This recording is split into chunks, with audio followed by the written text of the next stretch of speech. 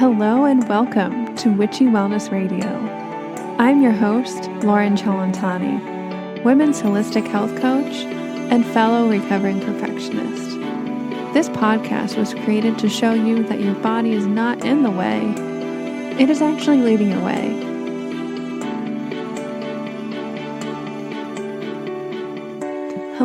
Hello everybody. Welcome back to Witchy Wellness Radio. And again, this is your host Loren, and you are listening to episode 105, Dragon Master Creatrix with Dr. Alison Kay. And before we jump into today's magical episode, I wanted to remind you guys that Witchy Wellness Radio is sponsored by Living a Good Life Magnesium. If you guys want to learn more about magnesium and its benefits, listen to episode 73, that's 73 with Kristen Bowen. Head over to the show notes for the link and make sure to use code WICHY, W-I-C-T-H-Y, for 10% off of your purchase. And secondly, I'm running another free masterclass August 19th. If you guys are interested in learning how to flow from your own fear into freedom, make sure to sign up in the show notes for this action-packed and actually useful information masterclass on August 19th at 7:30 EST. And if you can't make it, no worries, a recording will be sent to you right after. Without further ado, please enjoy episode 105, Dragon Master Creatrix with Dr. Alison Kay.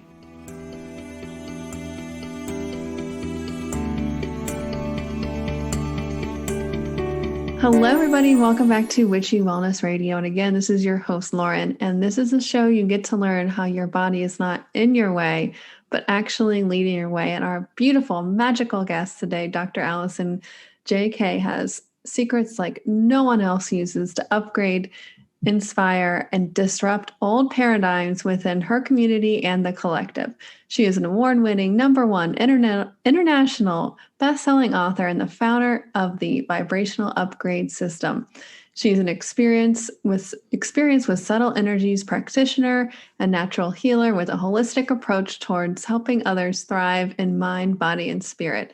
This is reinforced by her 10 years in Asia studying subtle energies and ancient wisdom. With over 20 years working and teaching in yoga, meditation, energy medicine, MindBody Fitness, longevity, and holistic health with a specialized focus in the Chakra System, Dr. Alison brings a unique perspective that facilitates massive change. Welcome to the show, Dr. Alison. Woo! Yeah. Hi, everybody. Hello. I know we were talking off air. I'm like, where do we start? Where do we begin? Because I could just jump in anywhere, but I would love to hear how you got to do the work that you do today. I love hearing everybody's transformational journeys and also just really their own awakening stories. We all relate and we all learn from the wisdom that we glean from these beautiful heroes' journeys. I love that you call it a hero's journey. Kudos to Joseph Campbell. Yeah. So I do it a little bit differently. I go at it a little differently, and my guidance has gotten increasingly stronger, especially watching different interviewers and people's responses and reactions when I say I had no crisis that forced me to discover something outside of what everybody else was doing. I grew up walking outside in the woods with my older brother after school and on the weekends, and he would break the broken limbs already, but he'd jump on them in front of me, and I'd be, behind him, connecting in kind of with the, the elementals in the ground and the clovers and the dragonflies in the creek, and just feeling a part of everything and a sense of support all around me. Just in that I didn't end where my physical body did. And so then in my teens, it became more of me doing journal entries and connecting with my higher self's voice and learning to allow that to come through more and connecting with the divine through my higher self's voice. So like in my early 20s, a couple of times I got some pieces of guidance and for my hero's journey and didn't follow them and realized the chaos that ensued instead of the chaos that got avoided. So I've always basically listened to my guidance. And so I went into college as a psych major. My mom, when I was like 12, she said, Alison, you seem to have a really good understanding of people and it's really natural. And so why don't you consider being a psych major? And I thought about it.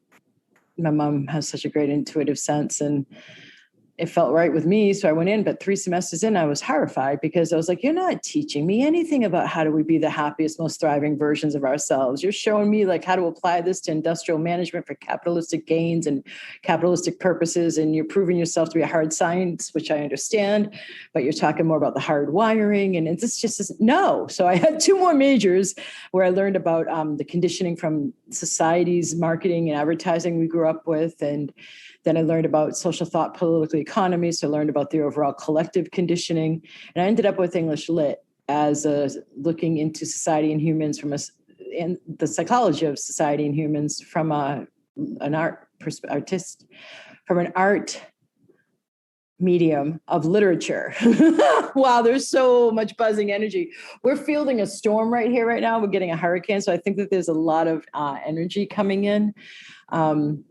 So I'll slow down now. So yeah, graduated, moved out west, ended up synchronistically in a political advisor's job. And I was really successful at it really quickly because it was about protecting the environment and getting people elected to California State Assembly or Congress, and then also federal state Congress and even the presidential race. And I hit my stride so quickly. And as I said, that they put me in more and more intense races because I was doing a good job. And so in order to handle the stress, I was walking through a bookstore one day in San Francisco and a book on meditation just leapt off the shelf, stopped me in my tracks, literally. I mean, I could have stepped on the book, but that's like sacrilegious to me. So I picked it up and I bought it, and I had already been reading the I Ching. I'd already been totally visiting the Chinatown in San Francisco, which is the best one in our country. I think even better than New York's. And I had already been like interpreting my own I Ching. And so I picked up meditation and started to get into Asia more. And so in the Asian ancient wisdom more. And so I then completed the political season and went backpacking overseas. It wasn't my first time overseas because I'm a very adventurous being, and came back and started to got my master's in public administration and public policy with a focus on environmental policy, again, to work with helping the environment from within the system. And so my question was, is it a nonprofit or is it like a local or federal EPA department within the system or outside the system? Where will I get the most change? But you know that feeling when you're going for something and you hit walls and doors close and it's just not moving? That was happening, right? So she's nodding, by the way, you guys can't see her. And so I read the signs for what it was. And as I was graduating with my master's, I had picked up my first energy medicine modality. So I was aware when I asked that question, after seeing things show up the way they were, that what I got intuitively was that the fossil fuel industry in the marketplace was not ready to shift. It didn't matter. So going for change in consciousness first. And so I dropped down again with my mom's suggestion and leaned on my bachelor's in English Lit and went into the classroom as a public school teacher, and then ran energy medicine sessions and holistic health and wellness sessions on the side. I had already been teaching meditation even during my master's to adults, and now I was doing it for kids in the school system, particularly boys labeled with ADD and ADHD. I had already also been working a bit with Qigong, was teaching them how to interact with their fields, with the field of trees and stuff. And it was just so fun to watch the kids go beyond their minds and, remind themselves of the magic. And so after 2.5 years of doing that, I was getting great results with my clients. I was really happy with my clients' results. They were happy with their results. And nonetheless, I was having my hands over a woman's sacral and solar plexus chakra one day in a session. It was like her 4th in a series of 10. And I asked, looking up, how do I get even more robust results for my clients? And around that same time, I was aware I wasn't making enough money. I had a master's, very little student loan, and basic housing needs only, basic car. I did want organic food and a massage per week. I consider that preventative health 101. And it wasn't okay with me. And I even more so felt like I was going to be in a cage for the next couple of decades. And I had already been around the world a couple of different times and well, not around the world yet at that point, but I had been on different continents and living overseas for extended amounts of time. And the sense of adventure, never mind abundance, wasn't there. And I wasn't okay with that. So those two things came together, and I ended up within a month's time, synchronistically being shown the international school system and did what I had to do to go interview with the department, or the school heads came in from all over the world, and interviewed with a bunch of them, got a bunch of job offers, chose Asia. So I went to Taiwan because I consider that to be the seat of where they understand, they have ancient wisdom about how subtle energy and consciousness works, but they still operate from it today, whereas it has gone underground in the West. So I was there for a decade studying consciousness and subtle energy, got Qigong teacher training, got my yoga teacher and meditation teacher formal training in India, and just learned a boatload. And then came back to the West with the understanding as my mission of, man. So I went for as I was writing my dissertation for my PhD, still over in Taiwan, the last year, it turned into my first book, What If There's Nothing Wrong? And I came back with the understanding that, man, if we in the West had any inkling of a clue how much less suffering and how much more thriving, there's a theme there, thriving, that's why I left the psych major, they weren't showing me how to thrive, is available to us if we only went inside and worked with our consciousness and understood our subtle energy system. So, and then my second mission has also become to professionalize the field of energy medicine here in the West. So here we are.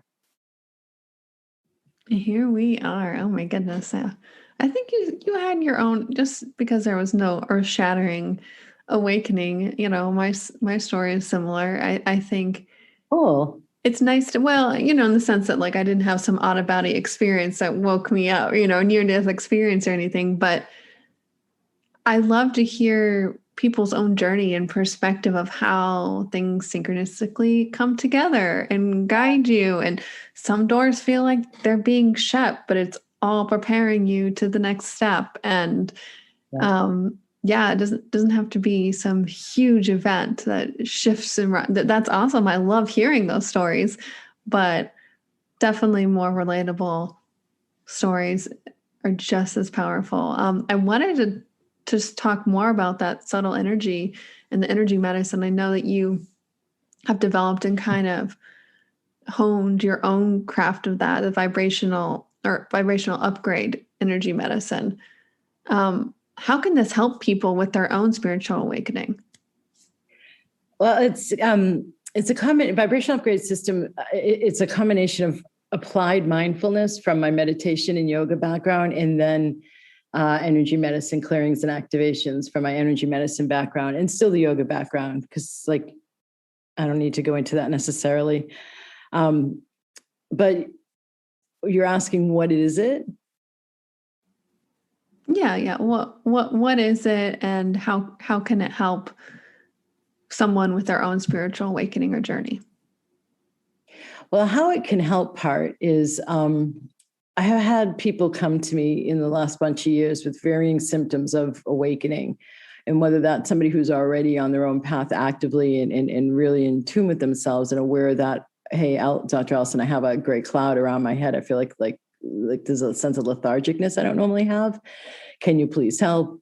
And so that leads to clearing out old stuff, old blockages, and then they become, as a result, more aligned and more awakened and more alive because they have more vital life force energy or chi or prana flowing through their system and consciousness. Or it's somebody who is starting to, like, go to yoga classes or be interested in meditation or be interested in the chakras, hear ringing in their ears, maybe think they have a twin flame gig going on, or are interested, like, in the sacred sites. And so, I kind of look at them as like their eyes have popped above the wall and they're searching and looking around. And so people come to me with those, and they just, or also frequently in that range are people who are wanting to listen to their intuition more, and to be able to discern, is this my intuition or is this just my wishful thinking? And then even at a more advanced level now is helping people have the courage during the necessary clearings and activations that come to me intuitively based on that individual, what needs to be cleared to help them have more courage to actually not only hear and discern their guidance, but to follow it. Just earlier today, I was talking with a client, and the concept of people pleasing came up around like having more courage to actually follow through when her guidance comes in and guides her to take a certain step, and not being attached to the outcome of meaning other people's reactions to her choice. And instead of holding herself back and not making a choice, taking a specific action, meaning because she's concerned that it might upset someone. I gave the example of, my mom was not at all happy when I uprooted and moved over to across the planet. My best friend, nor was she happy about it. And our friendship never was the same, because even though we kept in touch regularly on Skype while I lived over there, it's still, she had moved on locally and just had, it was different. Right. So, I had absolutely every piece of guidance within me, all of my cells saying, yes, do this. And I could not deny it. And it wasn't like these people wanted me to deny myself, but I mean, you have to be able to take the steps that your guidance is showing. Otherwise you live in that fatiguing, energetic of regret and doubt or wonder. So it's a full range of people. I can serve everybody where they're at, honestly. So it helps everybody where they're at. It even helps like advanced people. Like what's being said about my certification training is that it's the world's premier certification training. And why? Because like I'm a personal trainer. I have fitness and nutrition and longevity nutrition certification. I have certification as a behavioral change specialist. All of this is along with my personal trainer certification. And then, I talk about the body, the mind, the spirit. I can address nutrition. I can address weight loss through the chakras and the mind-body connection before even talking about like diet and exercise. Talking about like the crystal body, the light body, the whole spectrum, right? So I don't like to do a reading like when I get past life information in the midst of a clearing on someone. I don't like to just give them information. And it almost feels like indulging the ego, like a person on a diet eating a banana split or an ice cream sundae. Instead, it's just bringing forward what will help them now move on beyond the blockage that we're working with that is making them not as vibrant in their consciousness and in their courage and in their body as well. And when I say vibrant, I don't just mean energy levels of the physical body. So it's really meeting people where they're at and seeing how to help elevate them further. I definitely have a very well-steeped understanding of how energy works. It's phenomenal still to me. I would love to hear more about that. And I know chakras are kind of a buzzword nowadays, especially online, which is awesome. I think that it's cool that it's becoming a little bit more mainstream, but at the same time, just because it's out there, a lot of people might not know. If you are a Witchy Wellness Radio listener, you probably know a little bit more about chakras, but could we go into maybe more of your understanding of the energy systems and maybe a more intro chakra? Yeah.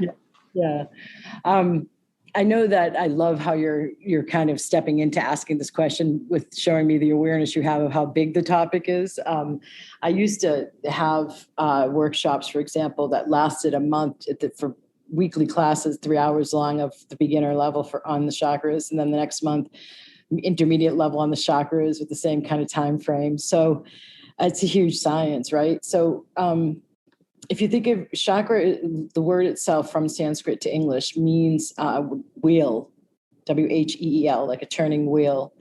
And so we have 7 of them.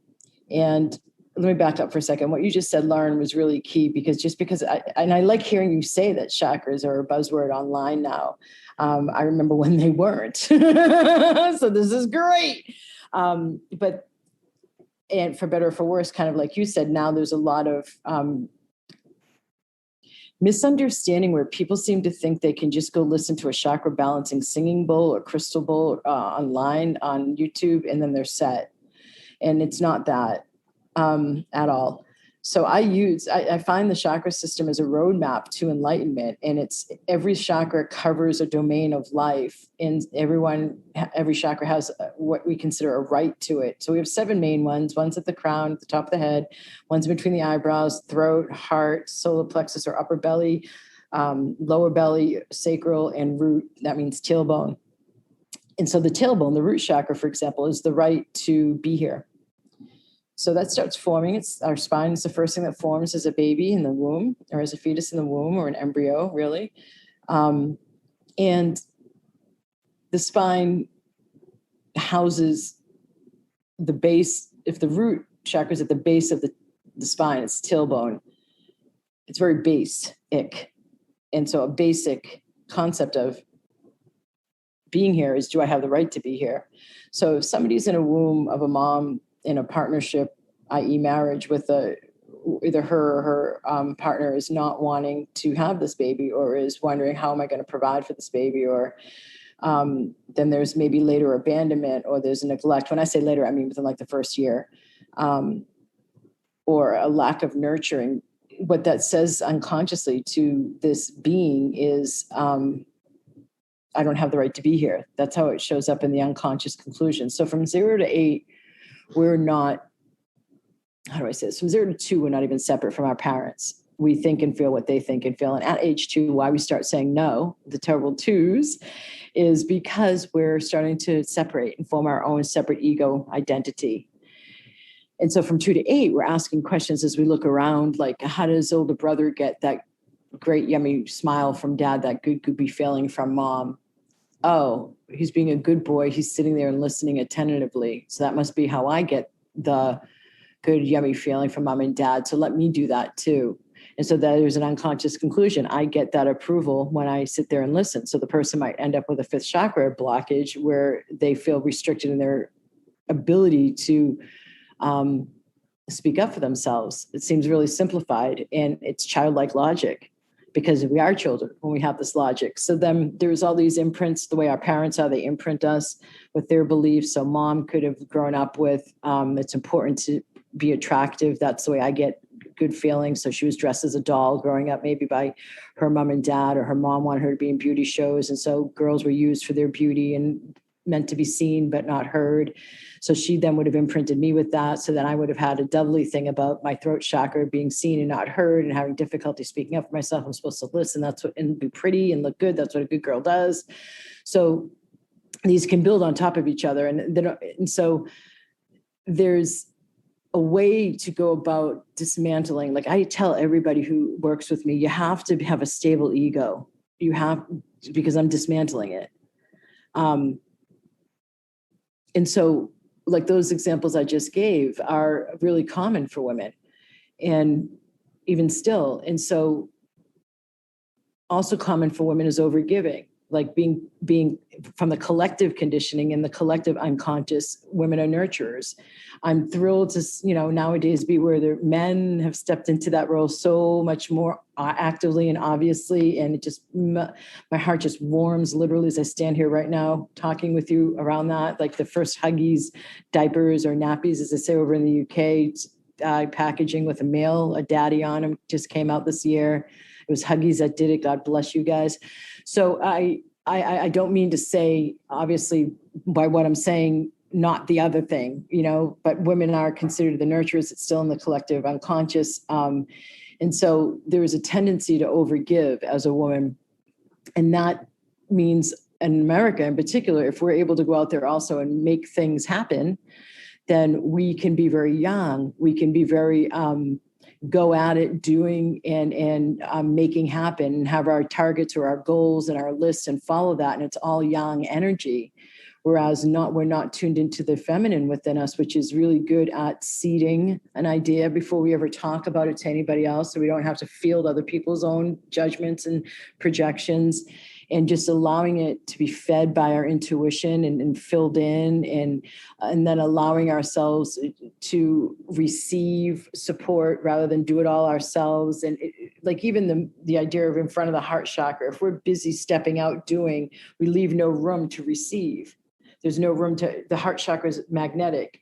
and it magnetizes to us as well as has a receiving capacity. So when our heart's singing out our desires, if we don't have any of the yin in balance, we're not receptive enough to allow ourselves to receive the opportunity. So we're still busy going at it, making things happen, instead of having that person come in who would have been the perfect support, knowing those people over there or that system to work with that would have saved us a month's time of active going out there and making it happen.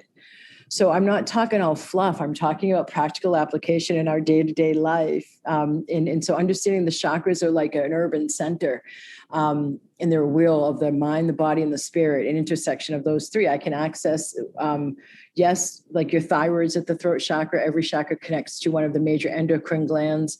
The biggest nerve plexes, a gathering of neuroreceptors receiving messaging from the brain, are where each chakra is along the spine. So our two main communication systems, the chemical, which is hormonal or endocrine, and electrical, which is central nervous system, the two main communication systems are related to the chakra column.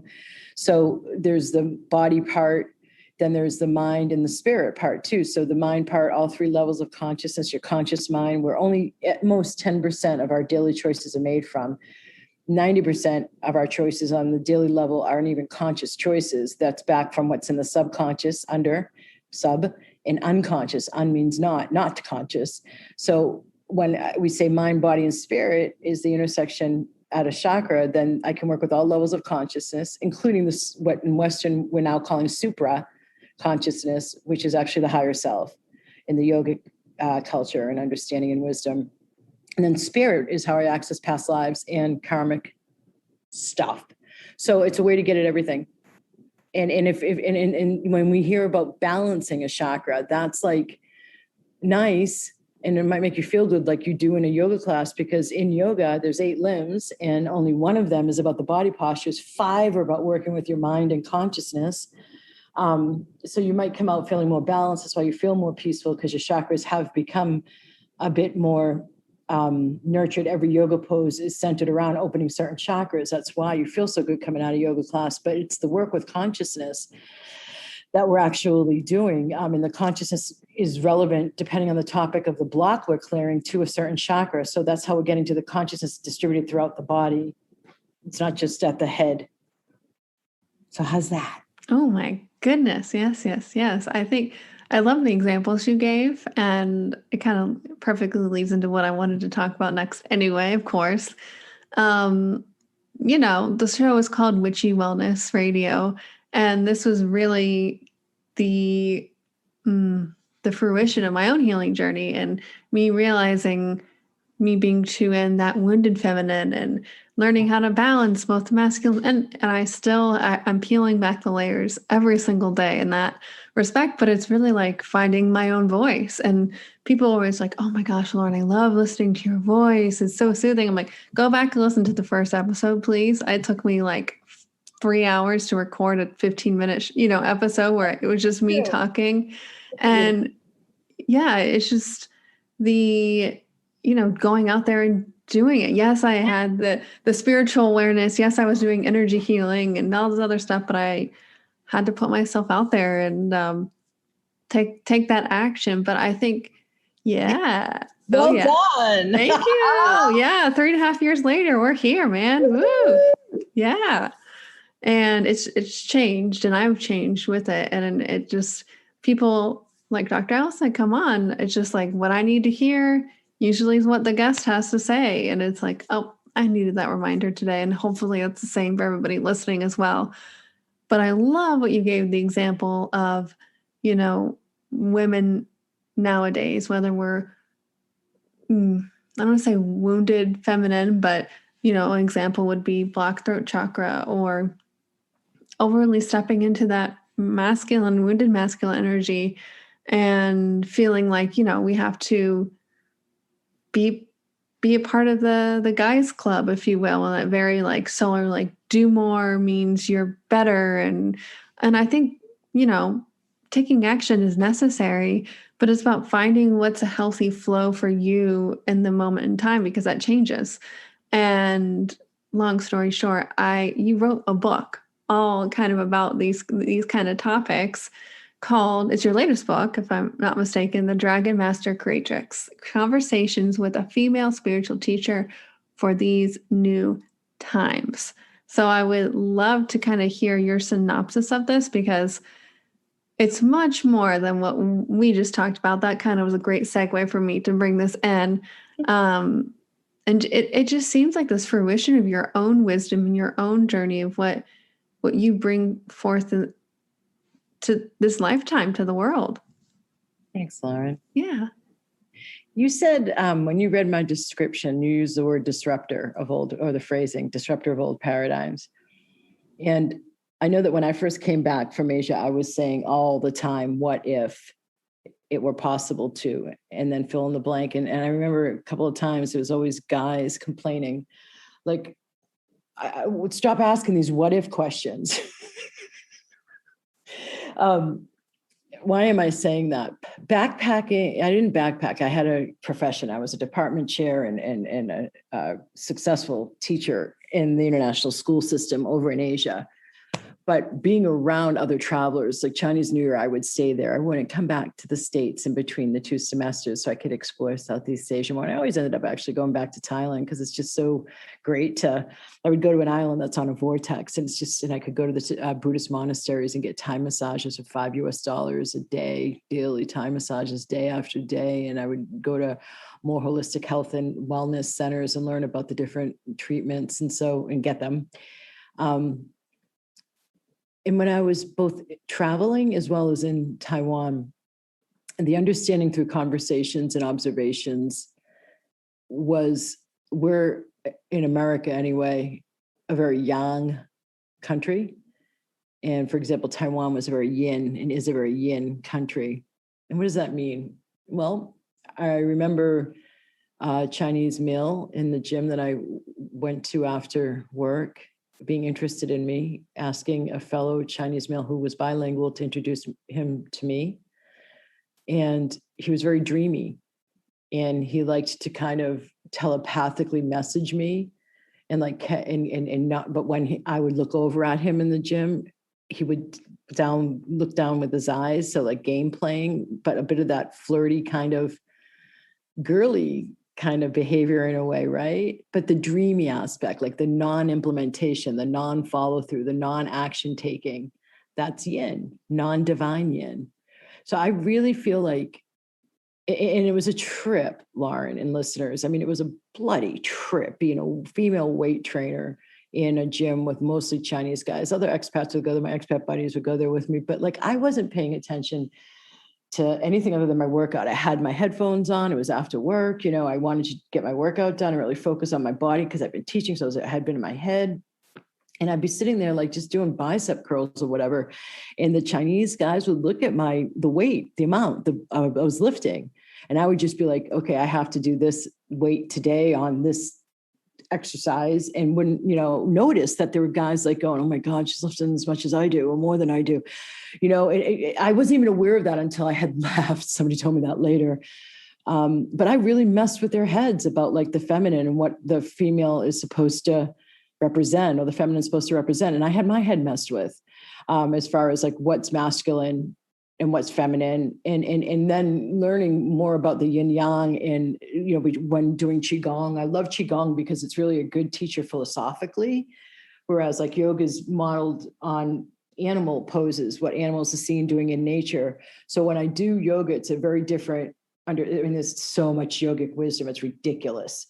But when doing qigong, I can perceive the philosophies of and part of that is the yin and the yang of the energy flows. And so I come to so much of what I do from an experiential, embodied learning, non-conceptual or applied conceptual, in the process of learning different concepts, actually applying them within a context of where I learned them, and then being able to ask questions. And so the wisdom that's in this book, it's not like how to be a better energy healer only. And I don't even use energy healer because I don't pose that there's anything to heal. It's not because I'm playing with semantics. It's because I genuinely don't field people coming to me anymore who I'm supposed to save and heal something in them.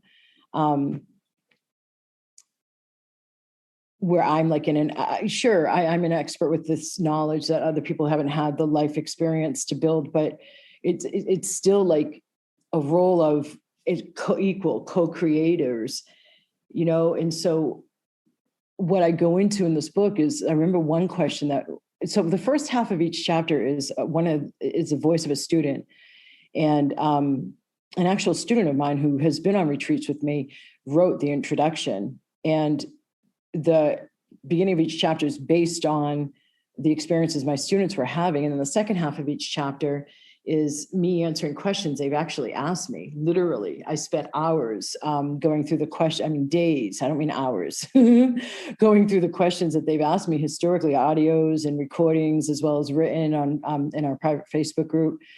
And so there's questions like, Dr. Alison, how do I stop caring what other people think of me? It's completely around how to step into your own sovereignty and your own empowerment as a woman in today's time. So they meet me at a place of power. I take them to sacred sites. And so some of it's about that. Some of it's about getting the actual high level attunements that are based on a Tibetan energy medicine and what that's like, and being with their others. And then she has a question all the way through. In the beginning, it's like, do I stay with my husband or not, as she travels to the retreat? And at the end, there is resolution. So there's that kind of neat hook to, it's a fun book. It's the closest to fiction. And that was what my bachelor's was in. And when I had to go when I moved to San Francisco, it was to attend for my master's in creative writing. And I had to submit stories instead of taking the GREs. And so this last of my 4 books, this most recent one, The Dragon Master Creatrix, was the closest to writing fiction. I have been. All the first 3 are all nonfiction. As I look over at my bookcase, that's why you're seeing me turn my head on this video that you guys aren't seeing. So yeah, it's really, really fun. I've had great feedback about it. People have really been enjoying the voice it's written in. And then my Reasonable Dragons book, How to Activate the Field of Unlimited Possibilities so that Logical Magic is the New Normal. That's on Audible, and people have been loving that because I recorded that right outside of Glastonbury after finishing these retreats. And so I have even a mastermind who accesses me like almost as much as she'd want to, if not as much as she'd want to, frankly. She had all these audios to listen to that were clearings and activations, and she still kept going back to that book, and she's not alone. I mean, there's something in that book, I guess. That's the only one that's on Audible, but I bring that up because also the last 2 books have the dragons involved, and in my Vibrational UPgrade System practitioner certification, the second 2 levels are all about working with the dragons and activating them to work with, and as a companion, achieve more for the earth and for the collective. After the first level is about learning how the energy flows within a human and how to heal yourself. And then the second level is about learning how to energy flows in others based on yourself and how to bring light into them in a one-on-one session, distant or local, as well as workshops with a verbal clearing. And then another level is master. And then you get up to working with the dragons. When the chakras are open and turning and unblocked and cleared, they are actually vortices in front of each of them, in the front and the back. And that creates our aura, that creates our field. And so what we can then learn is how to have our own field hook up with the field of unlimited possibilities that's all around us. That's in some ways the Tao, or in some ways the field that is throughout the trees and in the sky, and it's kind of like the how of LOA, but it's the actualization of it. Oh yeah. And are you talking about like the double toric field, kind of like, I see this visualization of like a human where there's a toric field coming in, but also out of the body too. Yeah. I'm talking about even beyond that. Beyond that. Okay. Yeah. When the whole thing in its entirety, how it connects to, like, I'm pointing more to the sides. Because from my yogic background and everything I've experienced working on people, it seems like this is more personal at the crown, that flow coming in at the crown. And that's one's higher self right at the crown. And then it's our connection to the divine and the higher chakras that I haven't even talked about above the crown. But as far as connecting in with the field, that's actually what's happening when you're working the law of attraction. It's more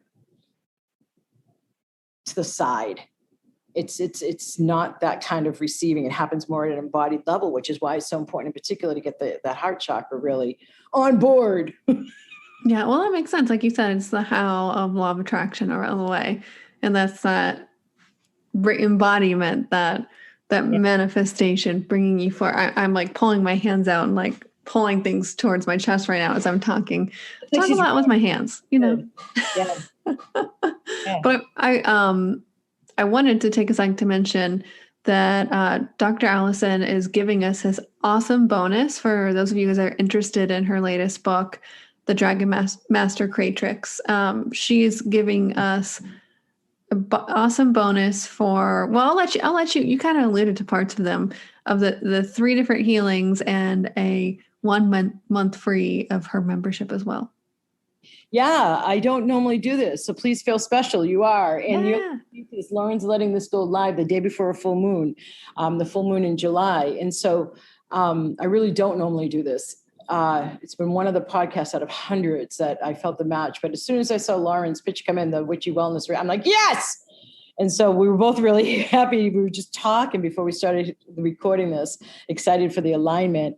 So I want to extend that excitement to you all, because you're her listening audience. In this, I want to extend this alignment, acknowledging it by this special offer that I don't typically do.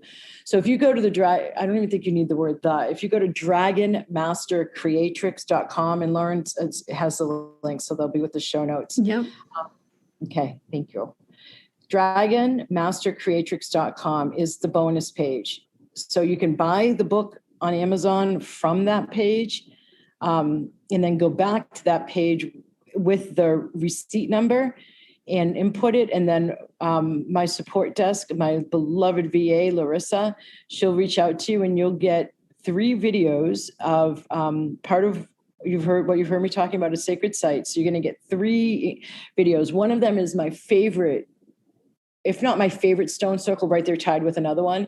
And it's in Ireland, and it's a stone circle historically used for abundance and fertility ceremonies and celebrations. And I do activations for that and for the solar plexus, for your power center to manifest within the energetics of the stone circle, as well as a really great grounder for the third eye, which sounds atypical, but not when you're really working with these higher vibrations in today's vibrational backdrop in a body as a human on planet Earth.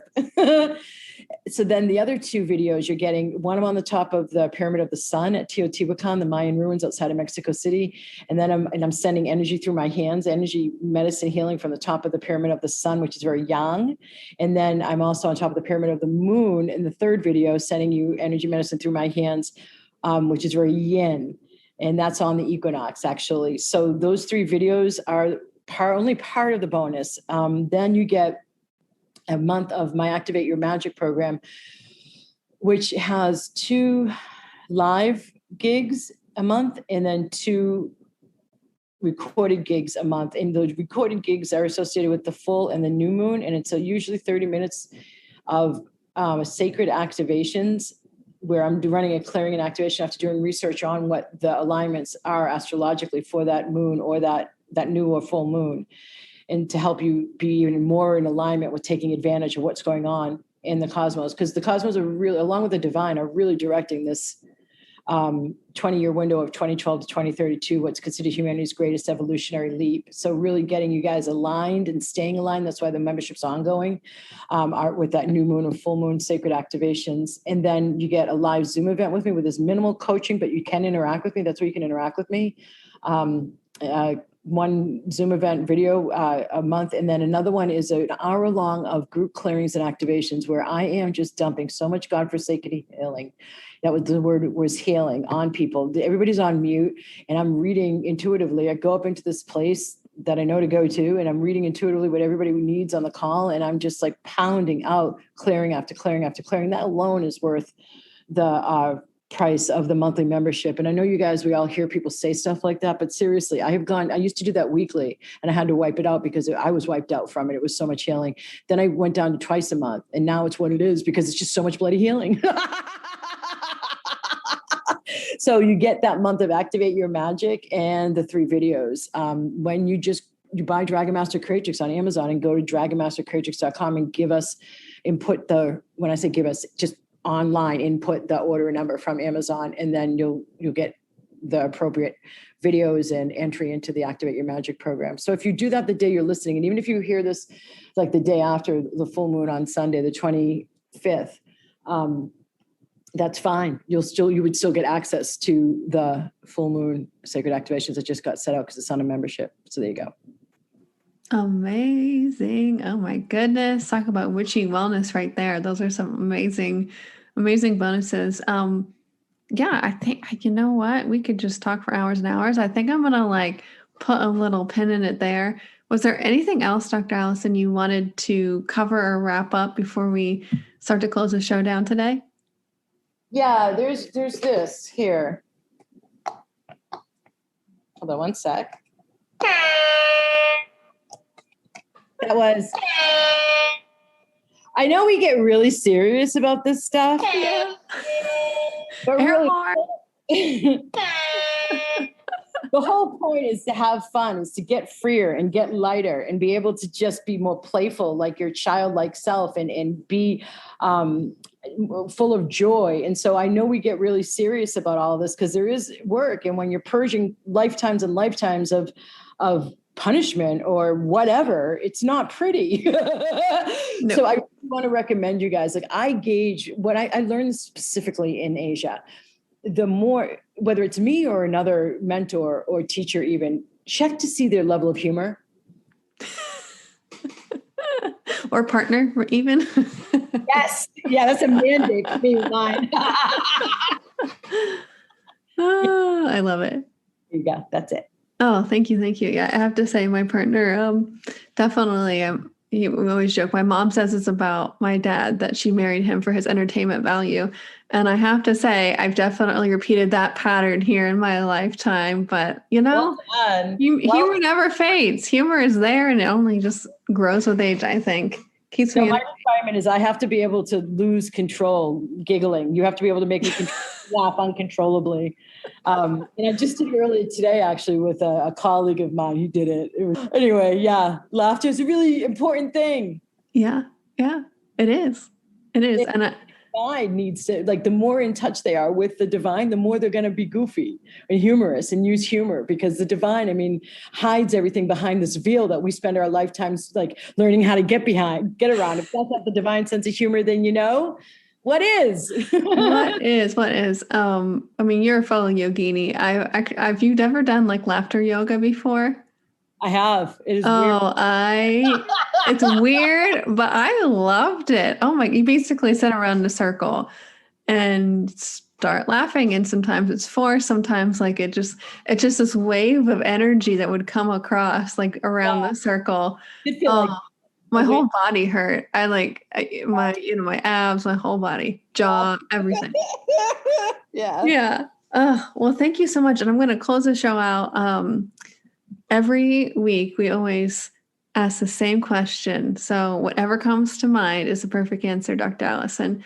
Okay. Thank you for showing up for us today, for your guidance, your wisdom, your presence, but also showing up for you and yourself this lifetime.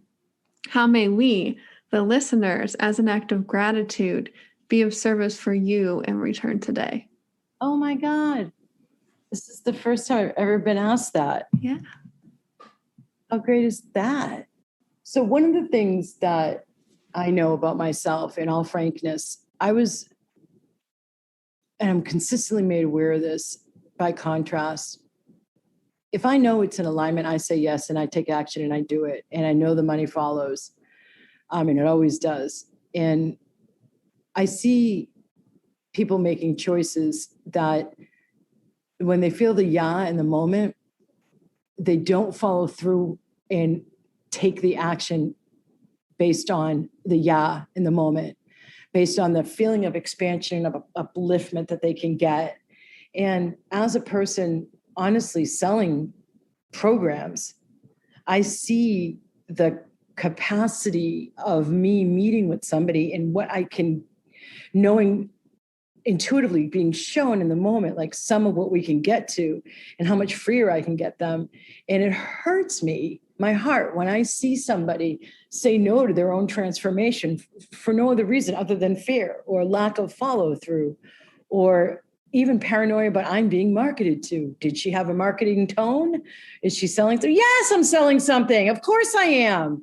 But it's like to get over that paranoia and the lack of follow through, and just show up on behalf of yourself. Follow through on behalf of yourself. When you know it's a yes, let yourself take the action and trust. I don't mean like go $500,000 into debt, obviously, but I mean like, if you get a yes, follow through on it, take the action, let that divine feminine and divine masculine be balanced by get the inspired sense. That's the feminine, the guidance. Yes. Uplifted heart, more joy. That's the yes. You don't have to have intuitive imagery where it shows you at the outcome of investment in a program for yourself, where you see yourself in an intuitive image of celebrating in a hot tub, drinking champagne out of a glass, and having millions of dollars. I don't mean that. I just mean like the heart knows when it goes lighter, that's your yes. Intuitive information is just that simple. It's not anything that glamorous. And then the divine masculine, is taking inspired action. Like, don't just take wild action like you're shooting darts at a dartboard with no target. That's non-divine masculine.